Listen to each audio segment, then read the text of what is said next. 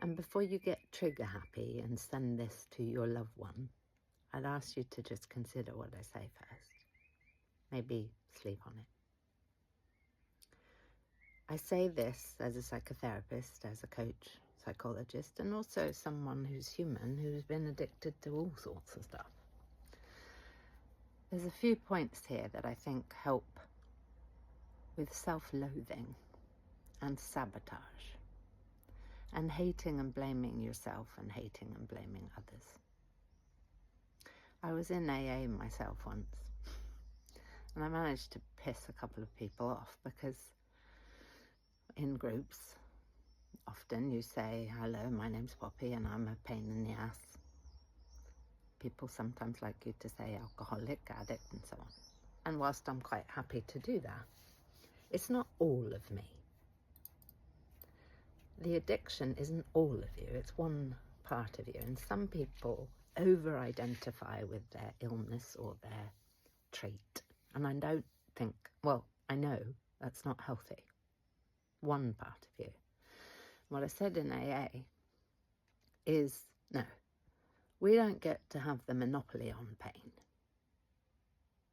Pain is a human thing. Suffering is a human thing. And oftentimes when we're suffering, or we feel we've caused suffering for other people, we think it's only us. Everybody has their devastating something. What I'd say to any of you addicts who feel guilty, and you may be in a process of repair, is also to be careful that you're one part of an equation. What I know is oftentimes people blame themselves and feel everybody else is an innocent, little halo above their head and you've been awful. You may have been awful. However, in my mind, my opinion is everybody has something to learn here. We can't have an addict without an enabler, or many. So in an ideal world, whoever's been enabling you gets to go to CODA, Codependence Anonymous, or Al-Anon, or have a look at their own part of pain in a relationship. It's never one person's fault that we're in difficulty and conflict.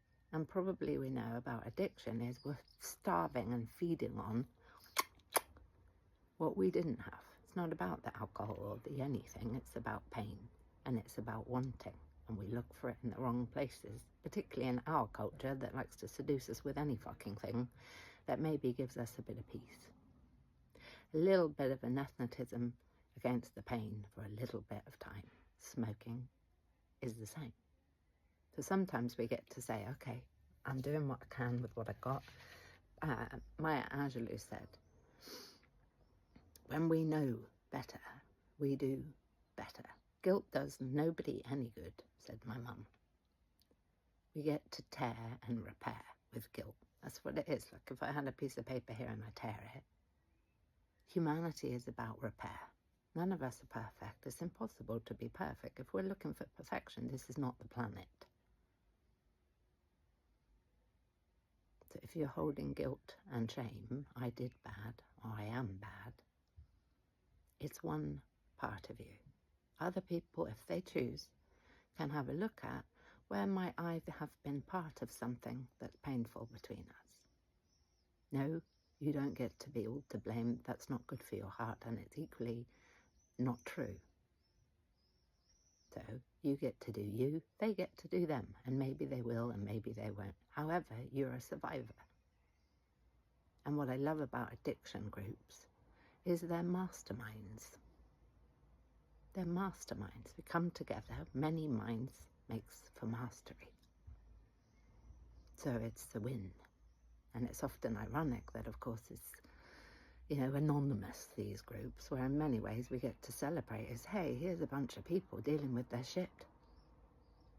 That's something to be celebrated. Take it easy on yourself.